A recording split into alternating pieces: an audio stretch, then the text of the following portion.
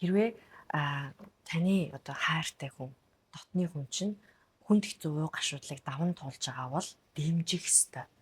Хажууд хүмүүсийн дэмжлэгээр энэ 6 өв шатыг яаж даах уу гэдг нь шийдэгддэг байхгүй юу? Яг үндэ ганцаараа байгаа нь хамгийн хэцүү. Тэрэн дээр сэтгэл хэлэх ямар ч шаардлагагүй. Зүгээр л хажууд нь байгаад ярьж байгаа бүх юмээ сонсно. Одоо ингээл яриад л байдаг байхгүй юу? Тэгсэн бол ингэсэн бол тийм байсан, ийм байсан зүгээр сонсох хүн хэрэгтэй, дэмжих хүн хэрэгтэй. Тэгээд ганцаараа тэр хүнгүүгээр яаж амьдрах уу гэдэг амьдрал тасан цогцохын тулд юмд нь хамт яваад өгөх. Тэр хүсэлтийг нь сонсоод ойлгох. Өнөөдөр ийм байхад айлаа, хэцүү байлаа, эсвэл тэр үед дурслаа гэдгийг сонсоод өгөх хүн хэрэгтэй. Хажуудлын хүмүүс нь танаас зөвлөгөө хүсээгүй шүү дээ. Эсвэл миний зовлон алга болгоод үгээгүй. Эсвэл надад одоо яах юм хэлээд үгээгүй. Юугаас ямар ч зөвлөгөө авахгүй л дээ. Зөвхөн гадагшлуулах л хэрэгтэй. Тэгэхээр зүгээр л сонс.